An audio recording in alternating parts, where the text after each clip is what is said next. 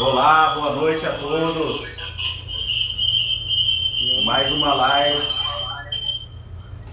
Aqui a gente está com o nosso amigo Marcos Gattais, advogado, um grande amigo.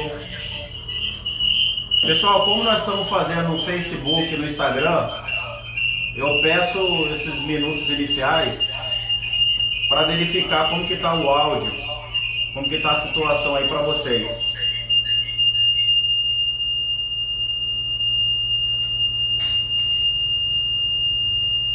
Coloca o fone aí atrás. Só um pouquinho. Amadorismo e ao vivo tem essas coisas.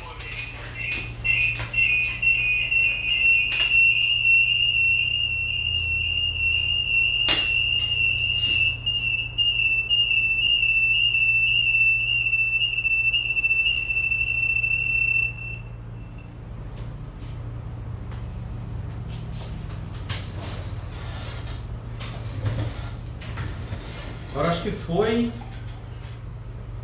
Está dando para ouvir o áudio certinho aqui ou não? Põe no ouvido. Põe no ouvido? Uhum.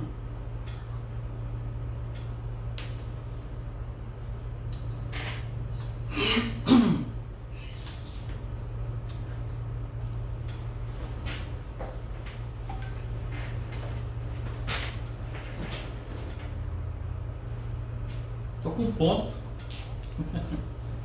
Lá, o pessoal tá entrando, vamos esperar mais um pouco. Ih, maravilha. Pessoal, vai falando aí se o áudio tá melhor agora. Como que vocês estão ouvindo? Olha lá, Zé Mota tá falando. Obrigado, Zé, pelo retorno aí. Um abraço, Samuel de Jangada, Denis, Alan, Sérgio Lader. Pessoal, eu acho que agora já estamos em condições aí de começar a live. Quero aqui agradecer e apresentar a vocês na minha rede nosso amigo Marcos Gattais, advogado, um grande amigo. Inclusive, meu compadre, né, Gattais? Exatamente. Já de algumas décadas de amizade. E a gente conversando na atividade advocatícia aí, quase sempre na parceria, sempre conversando. A gente entrou nessas questões aí do tema da nossa live hoje, se a questão do Covid, do coronavírus, é doença do trabalho ou não. E aí na conversa que a gente teve, a gente decidiu fazer, e a gente convida aqui o Dr. Marcos. Dr. Marcos, para quem não conhece, apesar de, além de amigo, aprendi muito da advocacia com ele. Fui seu estagiário no início da advocacia, né? Isso desde lá de Corumbá, a gente já vinha numa parceria muito forte. E foi com o Dr. Marcos aí meus primeiros passos na advocacia aqui em Mato Grosso. Abriu as portas do escritório ainda quando não tinha nem OAB, estagiando um período. Ainda ali na Marechal Deodoro, né, Gattais? Exatamente, idos de 2007. Depois ainda outra oportunidade, viemos advogar junto. E essa parceria, essa amizade vem ao longo do tempo. E um advogado que eu me espelho muito e acredito muito no conhecimento e na forma ética e a forma, quanto mais que ele dirige o seu escritório. Então, pessoal, passar a palavra para o Dr. Marcos aqui para dar as boas-vindas iniciais para a gente. Boa noite a todos. Obrigado, Carlos, pela oportunidade de estar mais uma vez com você, trabalhando aí na parte do direito, da advocacia, expondo nossos pensamentos através desse canal que você criou para a população mato-grossense e torcendo que quem está nos assistindo goste. Tem um conflito de pensamentos, um conflito muito harmonioso para discutirmos aqui sobre essa matéria de hoje, a questão do Covid, as decisões do STF. E é isso, eu acredito na advocacia, sei dos conceitos éticos aí, seu, Carlos, que são muito casados com os meus, e realmente é interessante, é importante fazermos esse tipo de trabalho, principalmente nesse período que é quarentena, nesse período diferente que o Brasil, que o mundo está vivendo. Maravilha. E é a primeira de muitas, né, doutor? Exatamente. Com certeza outros temas nós vamos estar aqui debatendo. O Dr. Gattais atua em bastante áreas, inclusive no direito do trabalho mesmo. Tive a oportunidade de conhecer muito quando trabalhava com ele, advogando para as suas clientes lá, empresas no Brasil todo. Uma fase da vida aí que aprendi muito conhecendo outros TRT, né? A gente conhecia muito o de Mato Grosso do Sul e o de Mato Grosso. E aí, com a experiência que tive trabalhando junto com o Gattais, a gente começou a conhecer outros TRT no Brasil e ver uma diversidade de decisões e chegando aí a um pouco do conhecimento que a gente tem. Mas vamos entrar no assunto, já que agora já tem quase 10 minutos, bastante gente nos seguindo. Agradecer a presença de todos aqui, alguns fiéis que já nos seguem sempre, nossos amigos aqui, Otomura, pessoal da Ori, pessoal dos NPORs nos acompanhando, Líbia, Edinalva, nossas primeiras damas também online. Então agradecer todo mundo aí. Pessoal, o que aconteceu o tema de hoje?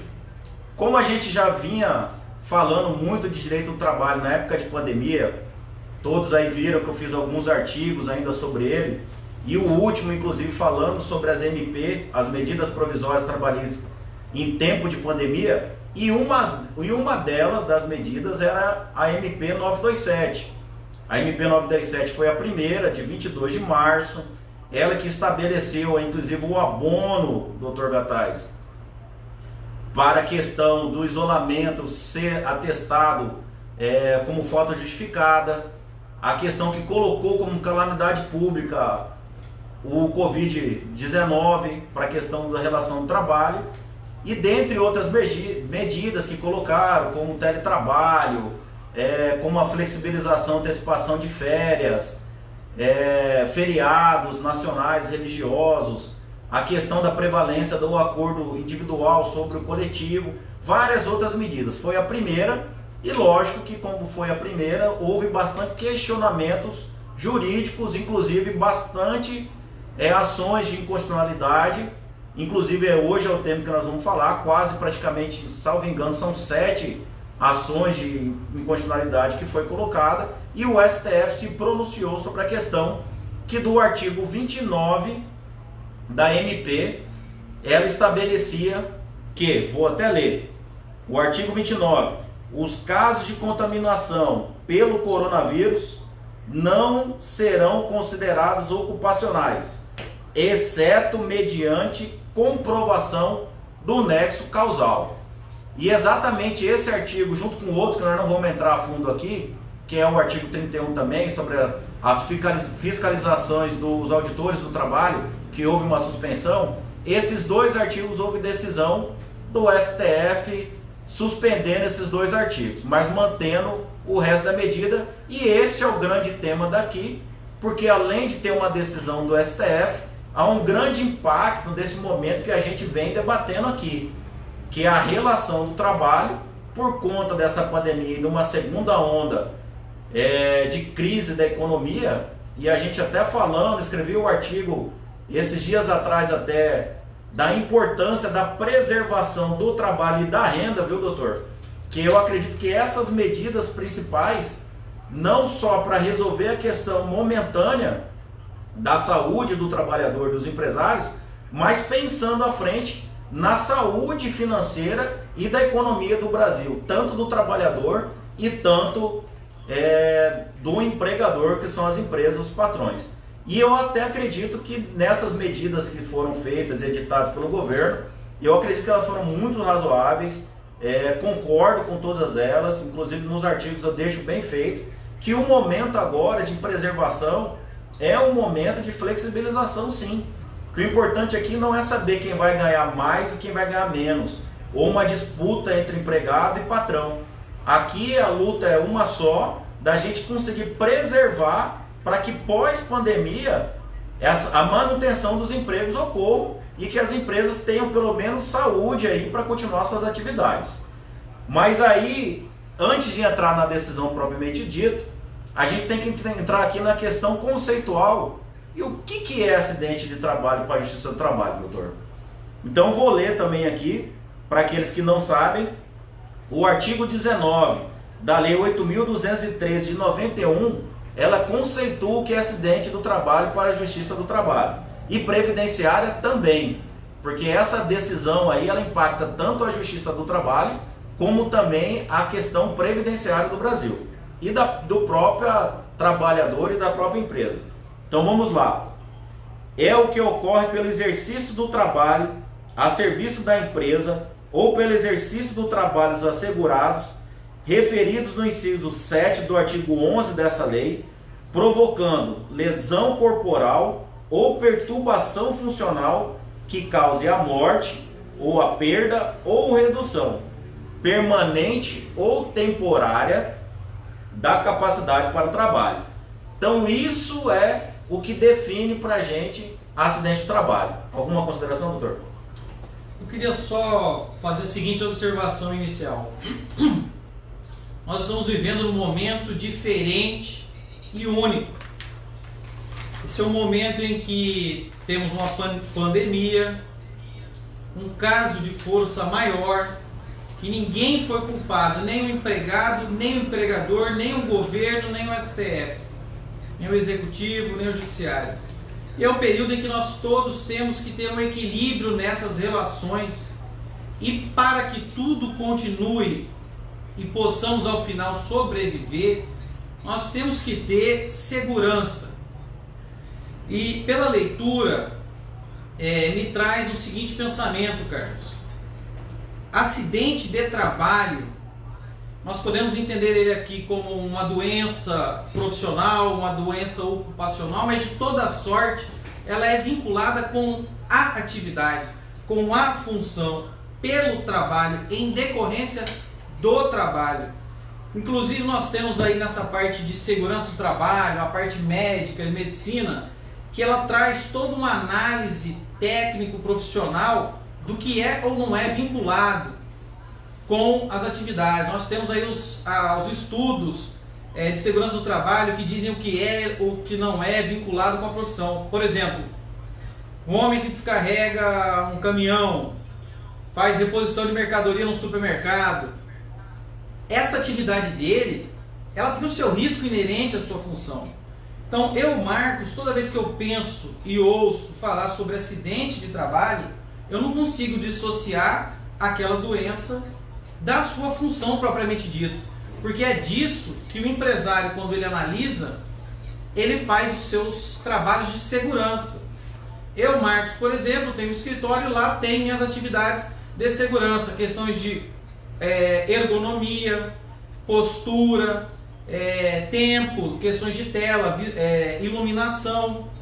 Esses são os riscos que eu, como empresário, assumi. E eu fico preocupado, porque essa atividade eu tenho equilíbrio. Eu sei o que é, previ o que é, trabalhei para isso e me organizei.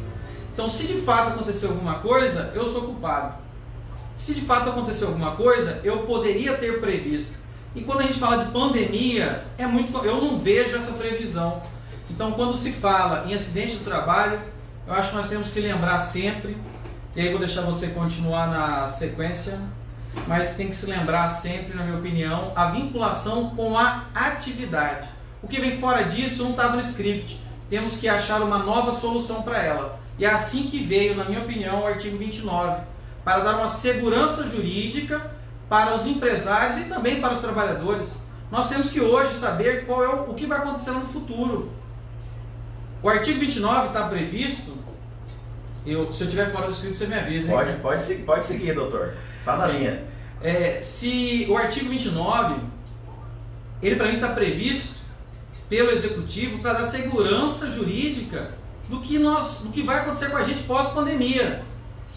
Porque sem ele, nós temos um cenário de pandemia na relação trabalhista.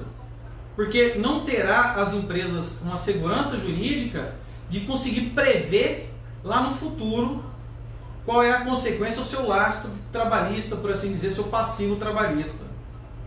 Acho que era essa a observação. É exatamente isso que é o grande questionamento da decisão do STF e do artigo 29. A grande questão que o artigo 29, como o Dr. Gattais bem falou, ele coloca que a pandemia não é acidente de trabalho, salvo as exceções que foram comprovadas por meio do nexo causal. Foi tudo aquilo que o Dr. Gattais falou. E exatamente esse nexo causal que vai dar todo o conflito aí de divergências doutrinárias, jurídicas, jurisprudenciais e até essa decisão do STF. Por quê? O nexo causal é a causa e efeito do acidente com a atividade exercida pelo trabalhador.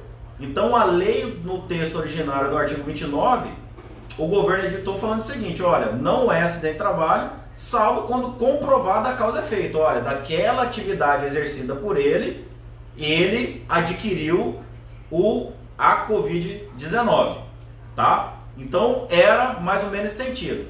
O grande debate é aí que foi para julgamento, várias questões de constitucionalidade, porque muitos falam que dessa forma que foi colocada, essa intenção que o Dr. Gattais colocou, que era uma questão de segurança jurídica para o momento, e eu também vejo assim pela intenção do legislador lá, do executivo, quando fez as medidas, porque ela colocou várias formas de segurança para a relação contratual, para a questão da preservação e manutenção.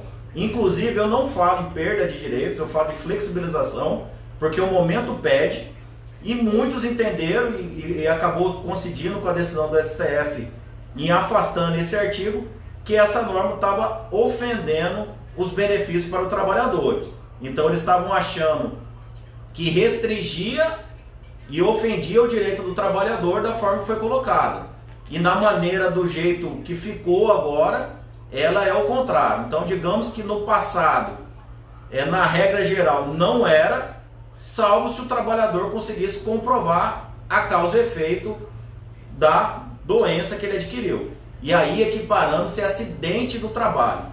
E aí para o direito, cabe aqui rapidinho o Dr. Gattais explicar para o pessoal entendendo direito, para o direito do trabalho previdenciário, a doença do trabalho, ela também tem várias equiparações. Então aqui a gente coloca que é o acidente do trabalho propriamente dito, né? Ou uma doença decorrente da atividade, da exposição, da contaminação que ele teve ali. Ou até mesmo de a conhecida LER, de todo mundo lá, digitadores lá trabalhando todo dia, cada dia ele vai trabalhando, dá o reforço repetitivo, também é uma doença laboral. E ela se equipara aí o acidente. O acidente é quando de fato acontece um ato. Aí vamos dizer claramente, aí, sem falar o nome do exemplo, um serralheiro lá serrando a madeira, perdeu o dedo, cortando a madeira, ficou sem o dedo trabalhando. Aí tem a questão do acidente de trabalho configurado, e aí lógico que tem todo um debate que vê a questão da imprudência, negligência, desídia do funcionário todo, mas vamos contextualizar que não foi culpa do trabalhador. Então aí está configurado as formas. E até uma novidade se colocou, que o contrato verde e amarelo, que ele foi uma medida provisória que o governo fez, que ela também não foi transformada em lei, ela tirava a questão do acidente de trabalho itinerante, que é aquele deslocamento da casa do trabalhador para o trabalho, de ida e de volta, da casa para o trabalho, do trabalho para casa. Nesse período, se o trabalhador se acidenta, ele também é equiparado a uma doença do trabalho. Então eu acredito que a gente foi bem claro sobre o que é acidente de trabalho. Então vamos entrar na grande discussão, que é por conta disso que nós estamos aqui. Então quem tiver do jeito que estava com a doença deverá comprovar que a mesma se deu em ambiente de trabalho. E agora não, que foi o que o Dr. Gattais falou. Agora praticamente o STF inverteu essa situação e dentro da normalidade ele considera o acidente de trabalho. Tá ok? Essa questão toda, senhores, é importante porque essa questão de reconhecimento de acidente de trabalho ou não acidente de trabalho ou doença normal vai refletir em benefícios previdenciários e benefícios trabalhistas também. Porque quando se tem um trabalhador reconhecido o acidente do trabalho, ele goza de uma estabilidade provisória, que é de 12 meses quando ele volta para o trabalho. O empregador ele não pode demitir o funcionário durante esses 12 meses, bem como a questão dos auxílios previdenciários.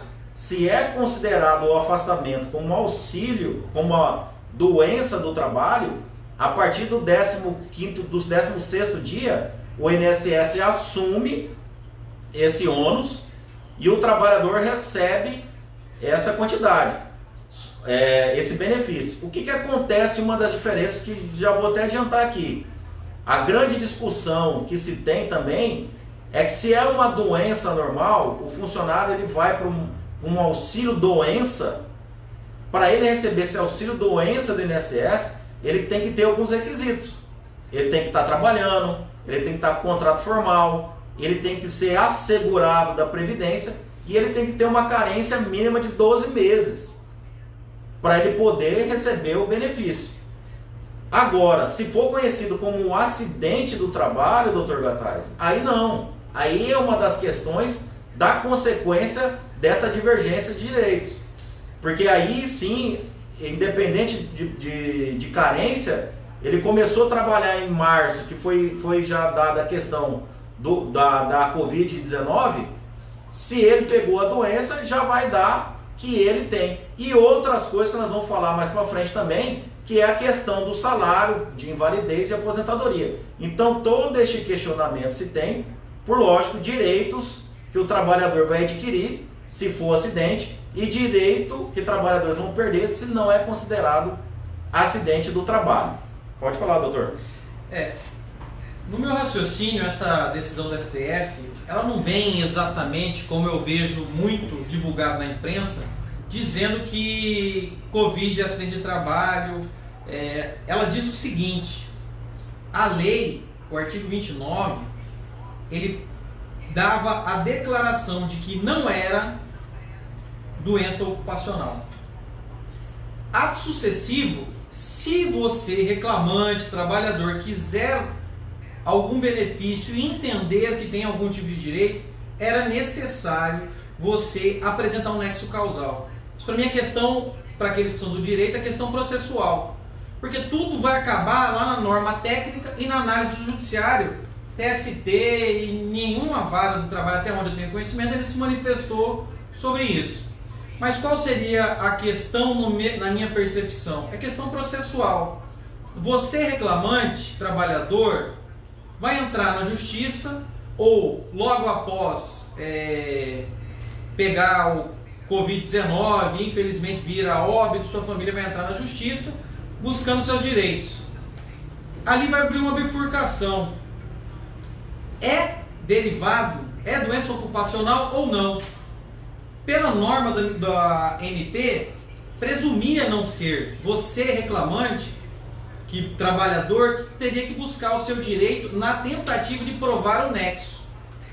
Tirando isso aí, nós voltamos ao estado anterior, que da mesma forma há a necessidade de demonstrar o nexo. No entanto, dentro de hipossuficiência, hipersuficiência dos empregadores, a responsabilidade com relação a questões de saúde no direito do trabalho são do empregador, desculpa. Então o que acontece? Vou bater a porta do judiciário. A Covid foi reconhecida como doença não ocupacional. Então eu bato a porta do judiciário e solicito: judiciário, eu peguei Covid, ou meu parente pegou Covid e faleceu, e esse Covid foi derivado pelo trabalho, decorrente do trabalho.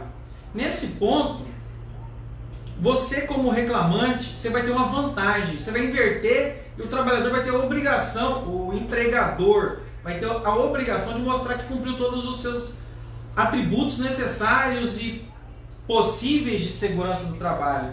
Eu entreguei álcool em gel, que é básico, entreguei álcool em gel, máscara, mantive meu local limpo e higienizado, e a partir dali vai entrar numa discussão e vai acabar na parte científica, por assim dizer, médica e de segurança do trabalho, para dizer se existia ou não causa com causa, a análise das causas daquela doença. E aí é um ponto que me preocupa, Carlos, sabe por quê?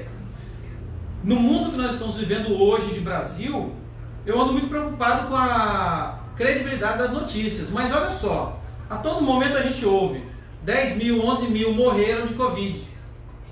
Alguns perguntam, 10 mil, 11 mil morreram de Covid ou com Covid?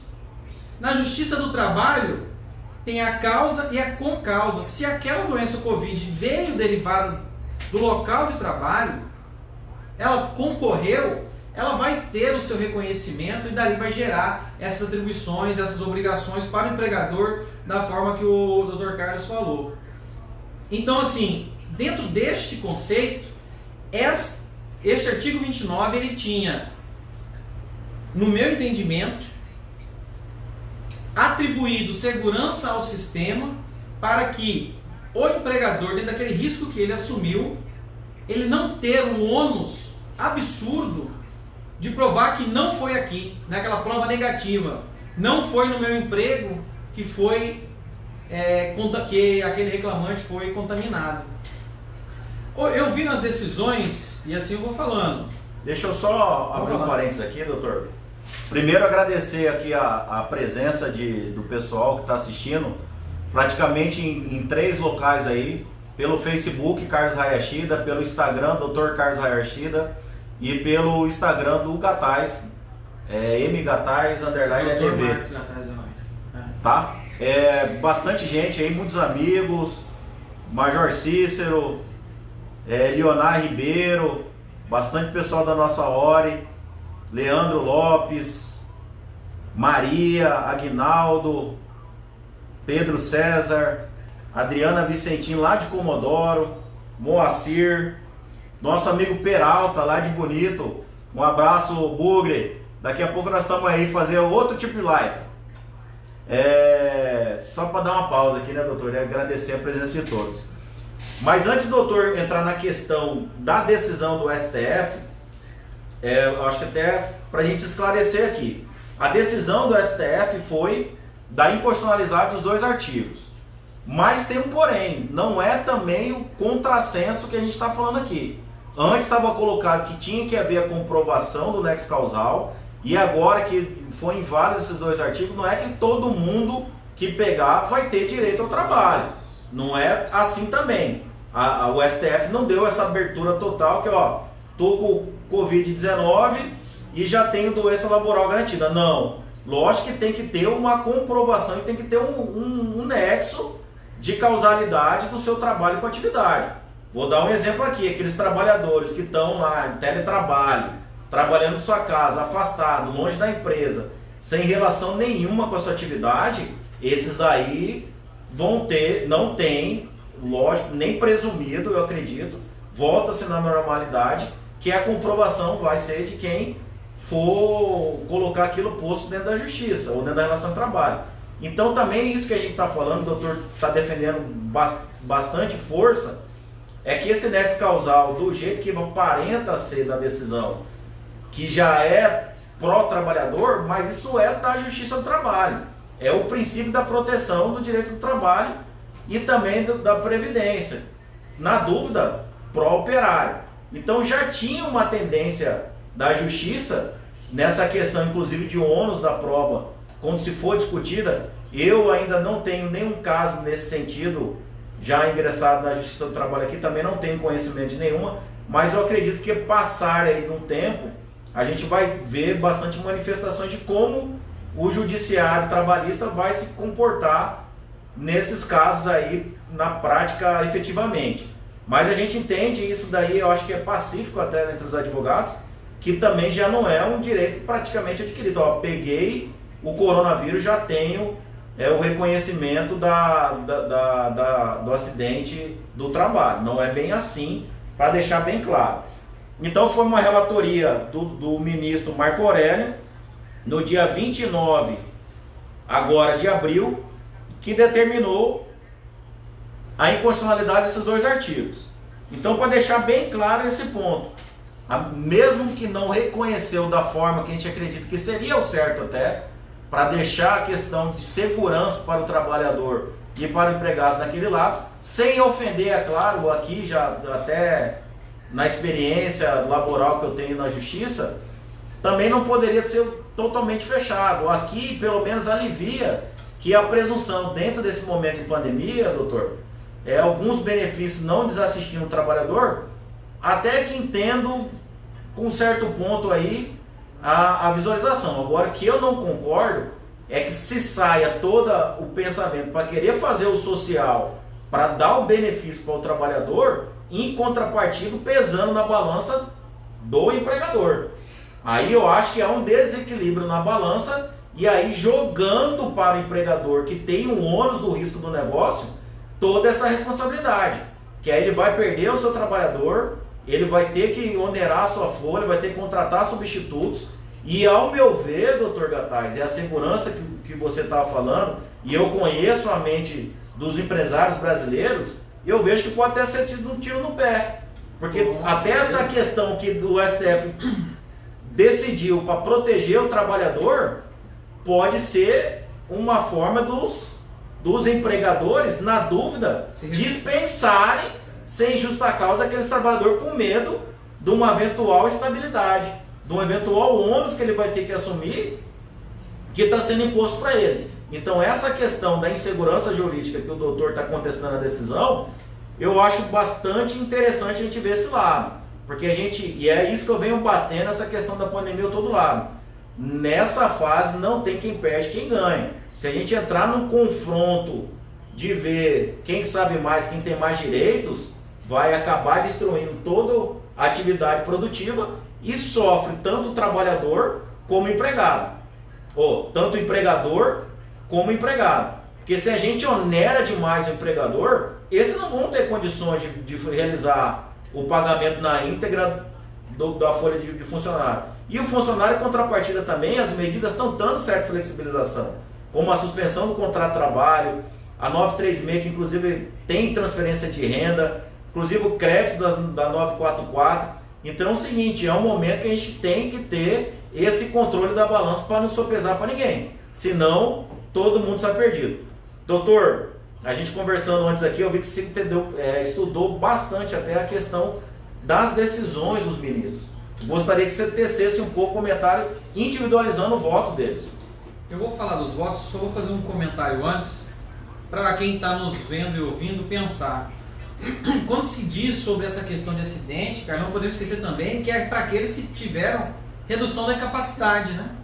Porque de todas essas questões de coronavírus, a gente vê um grande número de infectados, um grande número de recuperados, que não vão ter grandes consequências, que não vão entrar nessas questões de acidente de trabalho, e um bom número, né? Não vou levar em proporção e entrar nesse mérito, mas um bom número de falecidos. Então, assim, essas questões de acidente, vinculações de geração de obrigação para os empregadores, ela é a medida da ocorrência dessas incapacidades. Ela não é pura e simplesmente peguei. Você falou isso no início, mas Sim. Eu queria ressaltar isso. Então, nós não podemos vender a imagem errada, como eu estou vendo sair na boca comum. Nós somos técnicos. Todo mundo falando que é acidente de trabalho, é acidente de trabalho. Não, veja bem, cada caso é um caso, tem que ser analisado de forma individual e é mediante a consequência do coronavírus para cada pessoa. Senão, de fato, vai ser melhor para o empresário falar assim, espera um pouquinho, não aguento esse risco, deixa eu me antecipar antes que eu quebre, que eu não vou falir, vou me organizar, né? Aí, com relação aos votos, eu não achei eles redigidos, porque, se não me engano, ficaram todos de forma digital na sessão virtual, mas no próprio site do STF, as notícias, como eu falo, transcreveram os textos. Eu vou ler um texto do Alexandre de Moraes que eu achei fora da realidade brasileira. Logo ele, né? Vamos lá. Eu fico com medo porque tem muita gente aí, às vezes, polarizando as coisas e a gente acaba que entra pro lado de... enfim, vamos lá para o Alexandre de Moraes. No sentido de que as regras do artigo 29 e 31 fogem da finalidade da medida provisória de compatibilizar os valores sociais do trabalho, que era perpetuando o vínculo trabalhista com a livre iniciativa, mantendo, mesmo que abalada, a saúde financeira de milhares de empresas. Primeira manifestação dele é que fugiu da finalidade da MP. Desculpa, mas acho que o senhor está equivocado. Porque a finalidade é manter empregos, dar estabilidade jurídica para a empresa poder trabalhar, regulamentar uma estrutura, definir regras, é dar suporte para a manutenção de empregos. A questão de inversão de ônus ou não é questão processual. Eu não acredito que haja falta de finalidade, está tudo vinculado numa coisa só. A origem de todo e qualquer problema neste período é a pandemia. Se eu trabalho no supermercado que não tem risco nenhum de saúde com relação à infecção de vírus, diferente do hospital, e eventualmente ali eu pego o coronavírus, eu vou empurrar para o empregador a responsabilidade dessa doença, esse ônus. Espera um pouquinho, a origem disso não é a atividade desenvolvida pelo empresário. A origem disso, causa e efeito, o que originou é a pandemia, filho. E pandemia, força maior, não pode ser imputada a ninguém. Nós estamos vendo, Carlos, numa série de atividades, uma série de contratos sendo rescindidos por isso, e nessas rescisões, todas elas, ou na sua grande maioria, está se dividindo o prejuízo. Então, vamos fazer uma divisão? Se você me provar que eu provoquei esse custo para você, eu te pago. Ou então, na dúvida, o empresariado não pode falir. O empresário é o cavalo. Magro ou gordo é ele que transporta. Viu, Carlos? O jockey. Se o jockey for muito gordo, muito forte, que é o Estado, e o cavalo fraco, ninguém ganha corrida. Então, assim, o Estado pode até quebrar, mas o privado, o empresário, ele não pode quebrar, porque é ele que sustenta, que alimenta o Estado. Então a gente tem que prestar atenção, a gente enfia a faca, pô. Se acertar o coração, ninguém sobrevive, nem o TI. Então vamos lá, próximo item. Alexandre Moraes vira e diz que o artigo 29, ao prever que casos de contaminação pelo coronavírus não são considerados ocupacionais, exceto mediante comprovação do nexo causal, ofende inúmeros trabalhadores de atividades essenciais que continuam expostos ao risco.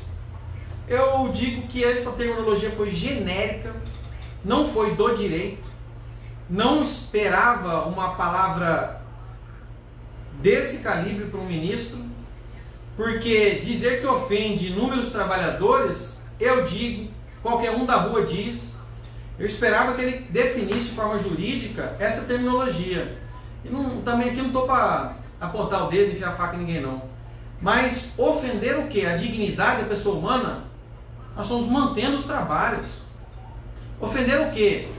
Dar trabalho e manter ele, em vez de eu suspender o meu contrato e mandar ele para casa, eu manter o trabalho dele com o EPI e tudo, como um frentista, é ofender ele? Não estou entendendo. Qual é a ofensa nesse ponto? Ofensa é conceito genérico pelos termos jurídicos, pela doutrina, quem define é o judiciário. Nesse caso, o judiciário aplicou um termo genérico e não definiu e trouxe mais insegurança jurídica. Aí nós temos o Barroso, o ministro Barroso, que disse que é prova diabólica para o reclamante exigir que ele comprove o nexo causal de quem se contaminou com coronavírus. Eu penso, abre aspas, o ministro disse, eu penso que a maior parte das pessoas que desafortunadamente contraíram a doença não são capazes de dizer com precisão onde e em que circunstâncias adquiriram. Exato. Ninguém consegue falar isso. Ou raros são os casos. Então eu pergunto, como o empresário vai provar isso? Nós vamos cair numa velha máxima, naquela vala comum do judiciário trabalhista, que o empresário ele vai provar que deu máscara, vai provar que deu álcool em gel, fez toda a parte de segurança do trabalho, mas morreu do coração com coronavírus, é com causa.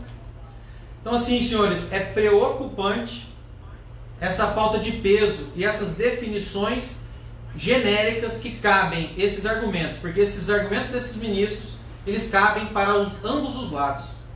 Então nós precisamos ter de fato uma análise melhor no mérito, já que essa foi uma liminar, com relação a esse conceito, porque senão nós brasileiros vamos ficar a ver navios e os empresários vão ficar novamente batendo e se esperneando na Justiça do Trabalho. Deixa eu só fazer uma fala aqui em cima que você falou, Gataz, e aí já puxando um pouco do lado do trabalhador e já alertando aqui principalmente os empresários. Eu acho que importante para esse momento de todo empresariado nosso, todo comerciante, de toda a classe produtiva, todo empregador, essa responsabilidade social da questão do ambiente salutar do trabalho, a questão do oferecimento dessas EPIs. O empresário tem que ver exatamente isso que o Dr. Gataz falou. Essa responsabilidade está na mão do empregador. Então é como se fosse uma atividade insalubre, uma atividade perigosa. Então há necessidade aí de ver, esterilizar, colocar os equipamentos de proteção individual para o momento, né? Utilização de máscaras, e aqui a gente faz um adendo que a gente não está usando, mas por conta da transmissão aqui a gente está com um certo distanciamento, mas também eu e o Dr. Gataz aqui, a gente tem uma relação profissional e de amizade muito próxima, que infelizmente é como se a gente estivesse em casa, né? Exatamente. Independente da máscara aqui, estaria apenas enganando o pessoal que está nos acompanhando, assistindo, até porque o dia a dia nosso não permite a gente parar aí por conta disso daqui. E fazer só média aí para quem está nos assistindo não é coisa nossa. Então segue o rumo, estamos sem Covid, né? Eu tô sem. Eu também. Então vamos embora, né? Então, senhores, tem essa responsabilidade social. Do outro lado, Gataz, até pensa no seguinte sentido. É lógico que eu não vejo que tem que pesar a balança para o lado do empresário, do empregador, mas vejo com uma certa cautela também a questão principalmente de benefício previdenciário. Aí eu faço até um adendo que vai dar entendo que daria uma segurança maior, e até a justiça previdenciária, ela já está, o procedimento inclusive administrativamente previdenciário, está fazendo o seguinte sentido: essa conta-prova, inclusive que alguns ministros, Barroso falou que é diabólica, eu acho que até por conta do não funcionamento, a questão que não está havendo perícia, né? A presunção dos atestados médicos ali estão sendo relevante. Então eu acredito que há que ter até uma certa flexibilização para concessão dos benefícios. Agora, a outra parte que sobrecarrega o outro lado da balança, realmente a gente tem que ter um pouco mais de responsabilidade com a classe produtiva do Brasil. Não é uma questão ideológica que a gente vê, mas já está respondendo alguns aqui, doutor, por isso que eu até fiz a intervenção, o pessoal está perguntando, muita gente aqui que não acompanha o dia a dia, perguntando quem é o ministro Alexandre de Moraes. Isso? Isso. Para quem não sabe, o Alexandre de Moraes foi um dos ministros agora, professor constitucional, inclusive estudei direito constitucional lendo o livro dele, mas que vem no embate aí com a questão do governo, inclusive que foi ele que vetou a nomeação do diretor da Polícia Federal lá do Ramagem. Então já tem uma certa prevalência aí de certa imparcialidade, não vamos entrar no mérito, mas só respondendo aqueles ali que perguntaram pra gente, que é o ministro do STF que foi nomeado pelo Michel Temer e que teve a decisão mais recente aí contra o nosso governo atual. Só para responder aqueles que me perguntaram. Pode dar continuidade, doutor. Nos meus temas aqui eu bati as atividades, então eu vou soltar um pouco o tema. Visualizando isso, esses benefícios previdenciários, todo mundo vai precisar passar pelas perícias do INSS. Isso é uma coisa que preocupa, porque chegando lá, acredito no sistema, eu não posso deixar de acreditar, né? Mas passando por lá, eles vão definir B31, B91, qual é a característica daquela doença para aquele indivíduo. E aí, daí, a partir deste momento que vai gerar os efeitos. Isso para aqueles que tiverem licença médica desses atestados acima de 14, 15 dias. Então, assim, olhando todo um cenário, a estrutura de governo, ela tem que estar, e do executivo, da parte do nosso Estado brasileiro, ele tem que estar organizado para suportar isso. É ele para quem nós pagamos os impostos para tudo isso. E o governo, ele tem que deixar o empresário correr, trabalhar, tem que deixar o cidadão poder trabalhar. Eu corro o risco de amanhã ser questionado por uma dessas empresas que eu presto assessoria. O que eu faço, Marcos? Vou falar o seguinte: quem pode demite, aqueles que não podem mantém atividade e se cuide. Porque essa questão de saúde, todo mundo já sabe, mas não custa repetir. O empresário tem a responsabilidade na parte de saúde e a parte de segurança dentro do seu local de trabalho. Tem. Ponto e acabou. Então ele tem que fazer a sua entrega de EPI de forma adequada, seu registro de forma adequada. Só que isso, em momento de pandemia, dependendo do tamanho da empresa, isso às vezes erra, foge. Isso é o que não pode deixar acontecer. Você tem que ouvir o seu advogado, ele vai te orientar isso. A gente não tem que ficar olhando para a imprensa desesperado o que está acontecendo. A gente tem que fazer o nosso serviço. E a missão dos empresários agora é analisar o seu risco, analisar suas atividades, fazer a parte do controle sanitário ali dentro da sua empresa e vamos trabalhar, gente. Vamos trabalhar. Todo mundo precisa arrecadar. Ninguém está lá nas atividades essenciais também porque quer. Eu, por exemplo, eu fiquei uma semana só trabalhando em casa. Depois eu passei a trabalhar no escritório sozinho. Porque a questão do ambiente às vezes influencia.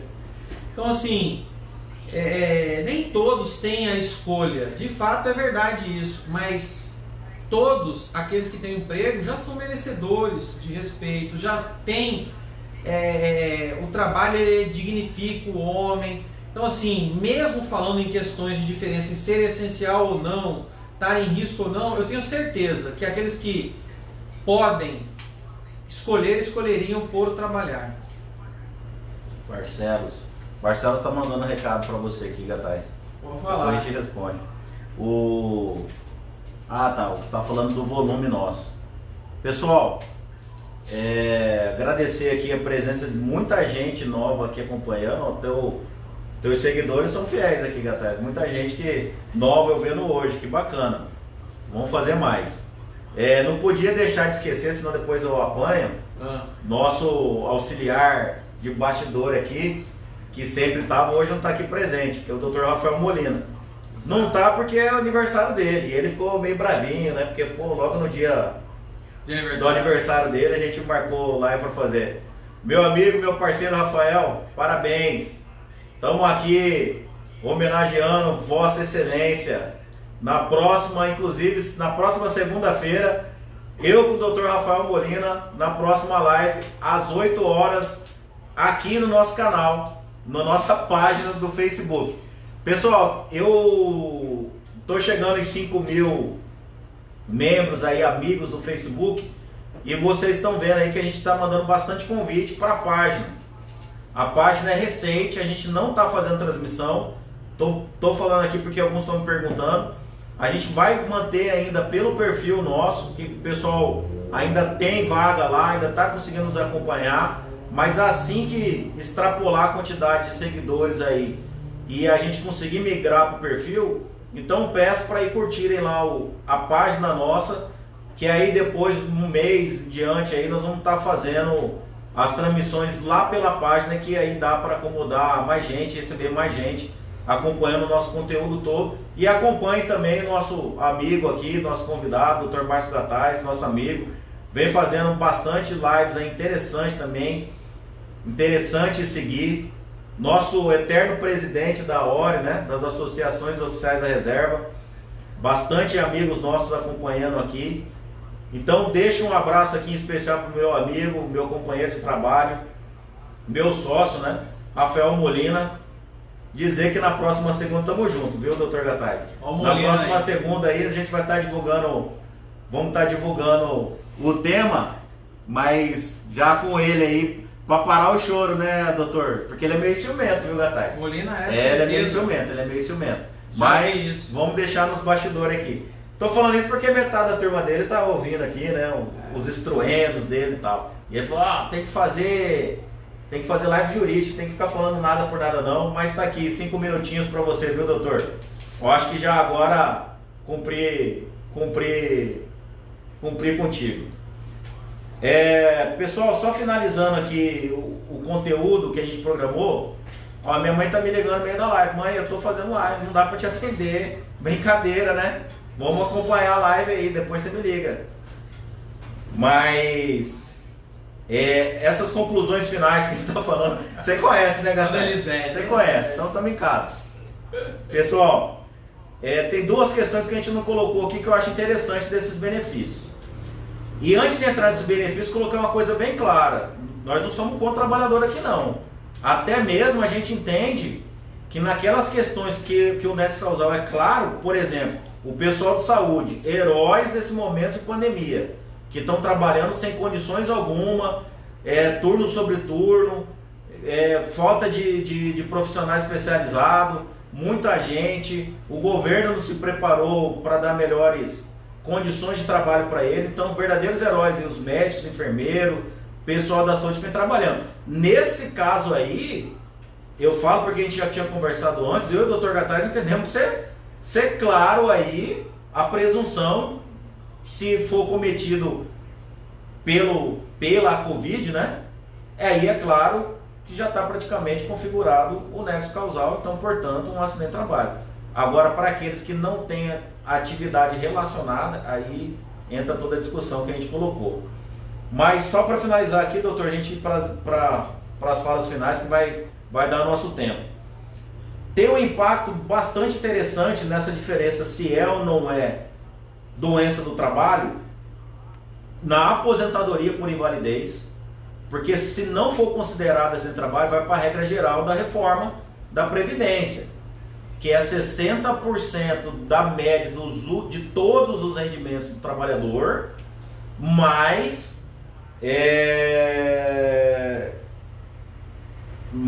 agora até perdi da minha cabeça aqui. Deixa eu correr. Mais 2%. Mais 2% a partir do 20º ano. Isso que compõe o valor da Previdência para aposentadoria por invalidez. E também, e lógico, quem for cometido pela doença é 100% do rendimento. E para pensão por morte também tem essa diferença.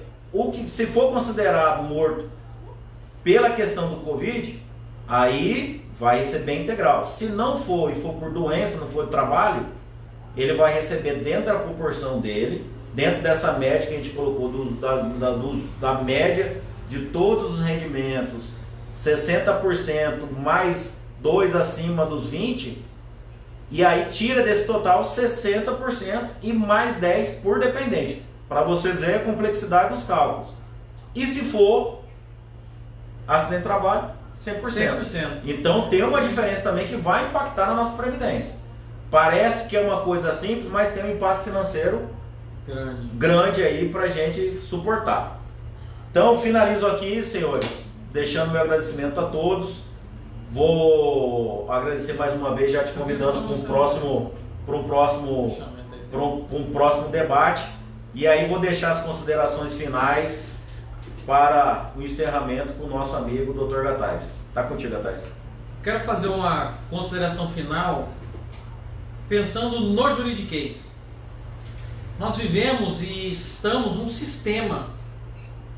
E esse sistema montado para o combate do coronavírus, ele tem que ser harmônico entre todas as ferramentas. E esta ferramenta suspensa pelo STF agora, ela vai fazer falta. Ela fazia parte de toda uma estrutura que dava o suporte de uma força maior nos violentando, que nós precisamos defender. Não é querer ser contra o trabalhador. O direito do trabalhador está assegurado. Basta ele demonstrar que teve acidente, teve um vínculo com o trabalho. Agora, refugiar ou afugentar o empresariado que trabalha com previsão, com antecipação, que ele vai começar a fazer perspectiva lá na frente, qual será a sua consequência, eu acho que é maléfico para o Brasil. Agora é momento de dar segurança. Olha, isso aqui será assim, vamos trabalhar desse jeito. E toda essa estrutura do Covid está calçada em um caso de força maior que ninguém tem culpa. Então, temos sim que criar essa estrutura e manter essa estrutura para proteger aqueles que dão o emprego para o trabalhador.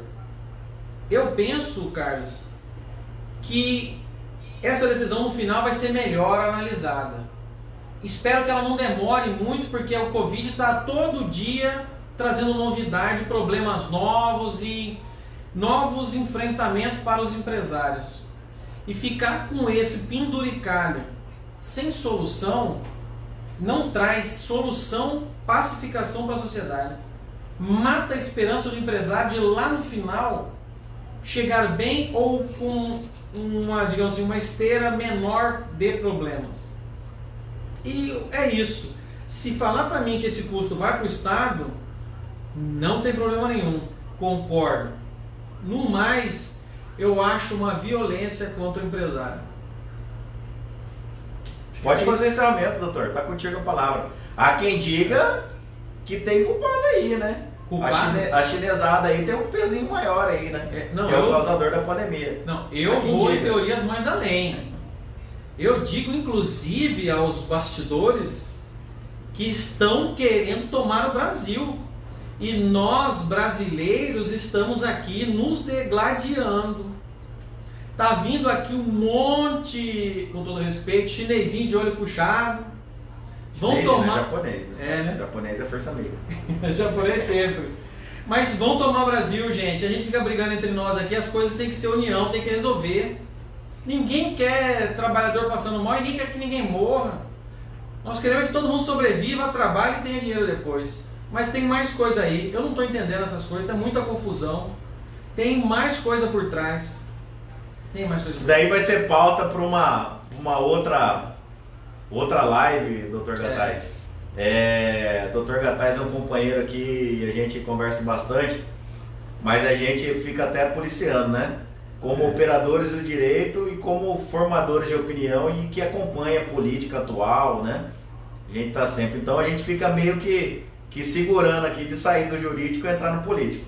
Se deixar soltar aqui, eu disparo. Depois a gente faz com objetivo. Pessoal, agradeço, tá dando prazo aqui, a rede social ela não perdoa. Não, né? Doutor. Tô vendo. Ela acabou o prazo, ela encerra.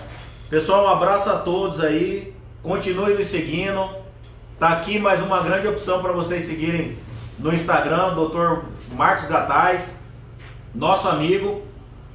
E agradecer a presença aí de todos que estão nos acompanhando. E divulguem aí para aqueles que têm interesse, que o momento nosso aqui, como o doutor falou, é de união, é de preservação e de razoabilidade. Aqui todos têm que sair vencedores dessa pandemia. Um abraço a todos e boa noite. Obrigado, boa noite, uma boa semana.